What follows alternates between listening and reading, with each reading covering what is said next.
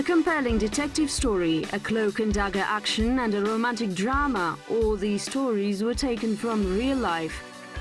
The history of Kazakhstan is inseparable from the world history. Reflections on history, our version.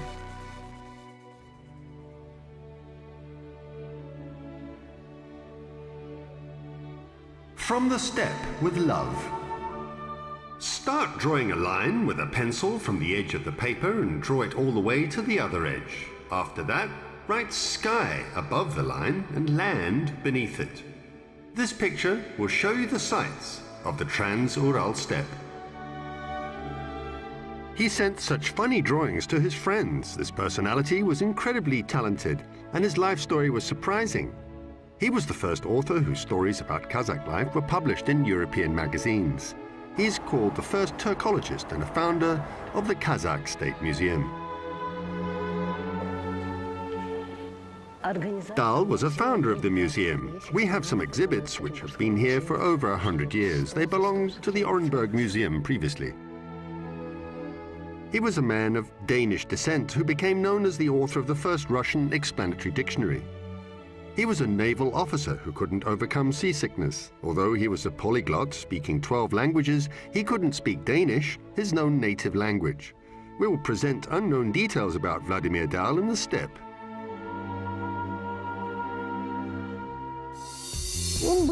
He was a very inquisitive and benevolent person, which is why he was interested in the details of Kazakh life.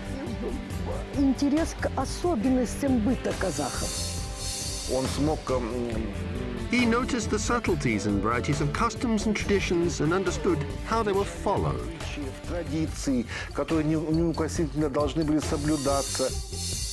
He did military service as a special assignment officer in the steppe region as a researcher for 8 years.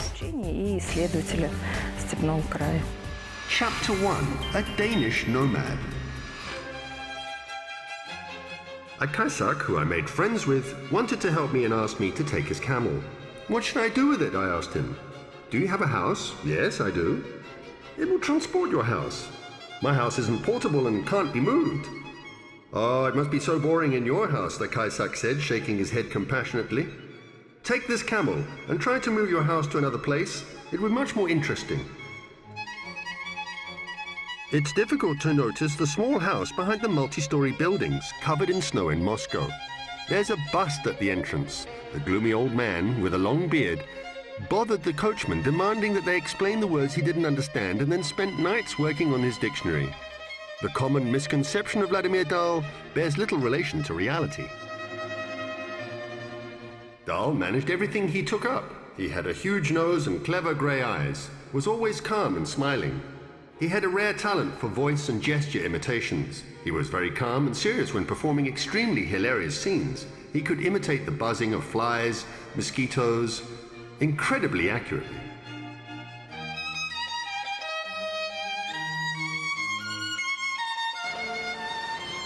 The talented comedian arrived in Orenburg after his marriage, when he was a bit over 30. He was sociable, witty, could sing very well, and played musical instruments. It's said that he even mastered playing the dombra. This person was really interested in everything. Being a skilled carver, he made figurines from glass. He was literally a jack of all trades. Dal had a unique talent for carrying out operations using his right and left hands at the same level.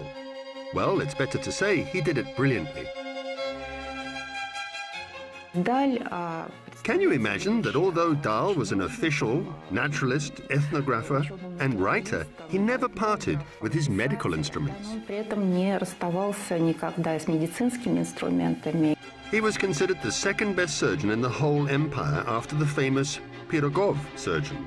He performed one of the first operations in Orenburg, thanks to which the life of Lev Sokolov, hero of the War of 1812, was saved. When Dal's wife died, he married Sokolov's daughter. Being a widower, he turned to the Orenburg Spiritual Council, asking for permission for a second marriage with Sokolov's daughter. The Orenburg archive holds documents saying that Dal was a husband, official, researcher, and doctor. He carried out a lot of operations in the steppe and nomads' territories.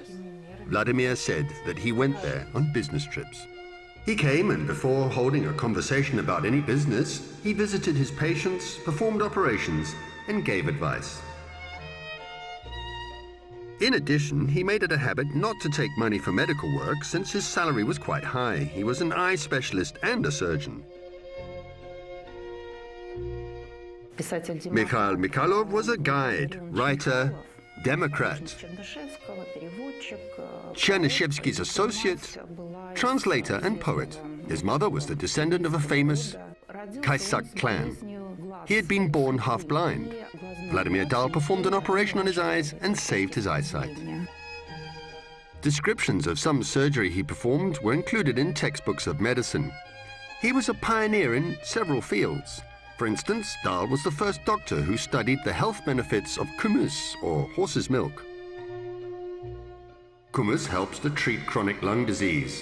The benefits become noticeable in a week after patients start consuming this healthy, nutritious and low-calorie drink, or even earlier. Patients who drink it feel invigorated, can breathe easily, and have healthy complexions. Is there any other food which can substitute kumis in this regard?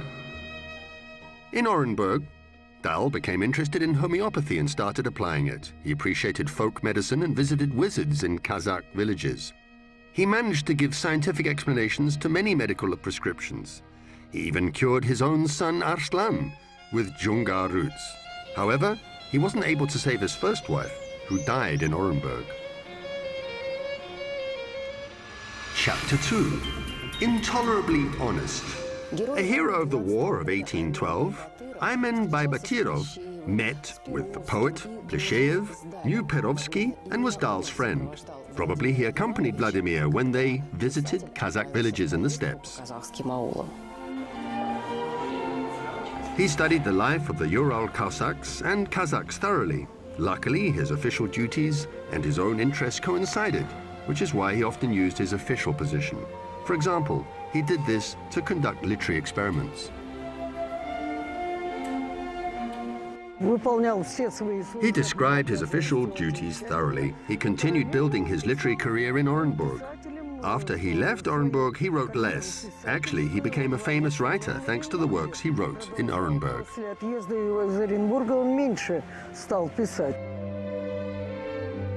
He was a special assignment officer under the military governor Vasily Perovsky and dealt with difficult and complicated situations. When he arrived in the summer of 1833, he immediately was sent on a business trip to handle a Guryev merchant's complaint against the Ural Cossacks. The steppe started in Orenburg, spread over Uralsk, and reached Guryev. The infinite steppe spread across the Bukay horde. Dal immediately fell in love with the steppe. This land is a mixture of the unusual, strange, and diverse. It's certain that Dal was a classical scholar who thoroughly understood the inner life and especially the situation of the Kazakh society.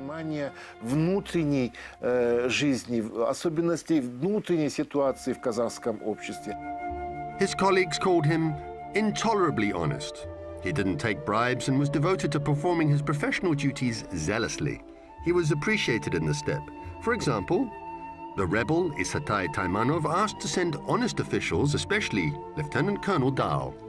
Extract from Dal's letter to Genghis Khan.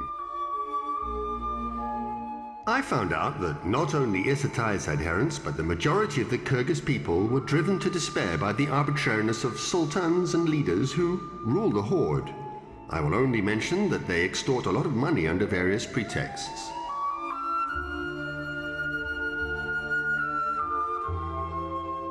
He met with Makhambet Utamisov and Isatai Taimanov. By the end of the first year, he'd been able to speak Bashkir, Tatar, and Kazakh fluently. A local mullah was his teacher. Lev Vasily Arslan was the triple name he gave his son. When a pastor remarked that it was strange to baptize using such a name, Dal joked that in this case, he'd have to go to the mullah. Сказал, что вот придется тогда к мулле идти. Most often, Dal visited the Bukay horde where he was Jahangir Khan's guest. However, the majority of his trips and aims have remained unknown. The special assignment officer had special assignments, and his destination was rarely mentioned. I'm living in nomad territory again. It's so beautiful here and I don't want to leave. There are mountains and forests, and having walked only 100 steps, you can see a different scenery. He traveled more often than staying at home. We stopped at Kazakh Khans who had 17 wives, 35 daughters and 4 sons. Although the Khan's name was not mentioned, most likely it was Nur Ali. He had a close relationship with Kazakhs. Besides, he socialized with many people who worked among the Kazakhs.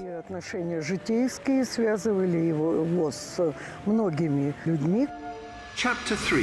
Thursdays at Dal's. A contemporary explained that it was a wonderful place and he liked the Trans-Ural Grove so much because the city was boring, as there was no entertainment. The only interesting place was the Trans-Ural Grove, where you could walk in summer. Everybody said that it was so dull that people took up scientific research to relieve the boredom. In Orenburg, the most popular alternative to card games was meeting at Dal's on Thursdays.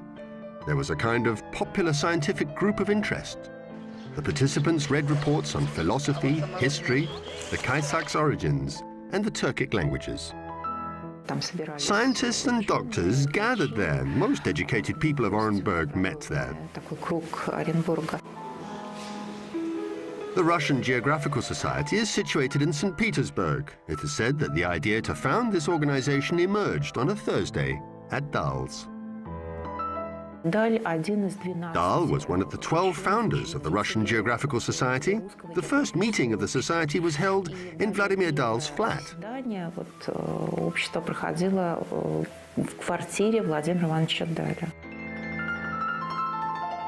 Incidentally, the history of foreign intelligence services was closely connected with the Geographical Society. Although nothing is mentioned about Dal's role in this area, it is known that when Dal was correcting the map of the Kazakh steppes, drawn by Zimmermann, he insisted on not changing the Kazakh names. When drawing a map of Serbia, nobody will come up with the idea to change the names of places, rivers and cities into the Russian manner, Vladimir said. His activity played a significant part in not only Russian Oriental studies, but in European Oriental studies as well. Information about Central Asia became available in the late 19th century. Thus, this work demanded a lot of scientific research, and Dal participated in it.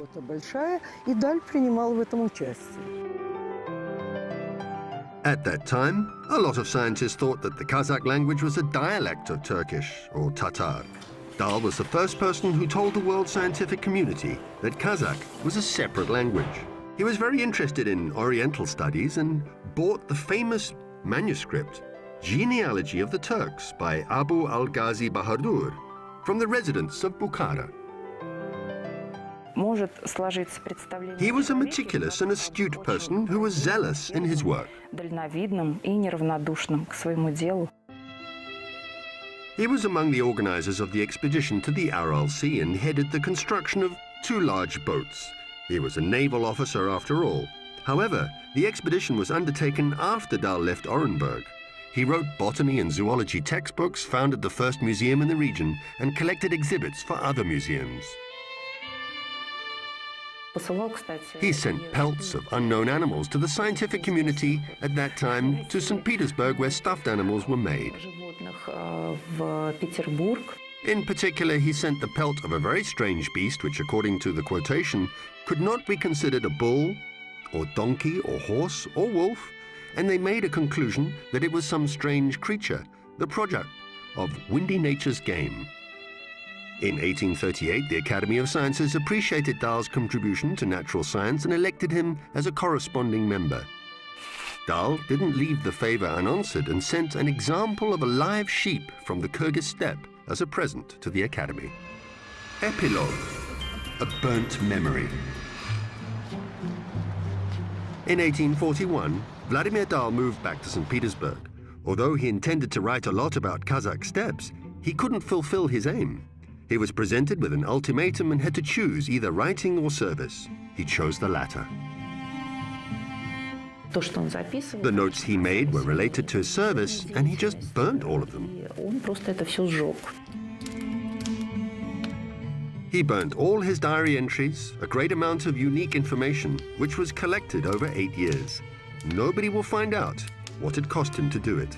After all, he was a special assignment officer, and a lot of his records couldn't be disclosed anyway.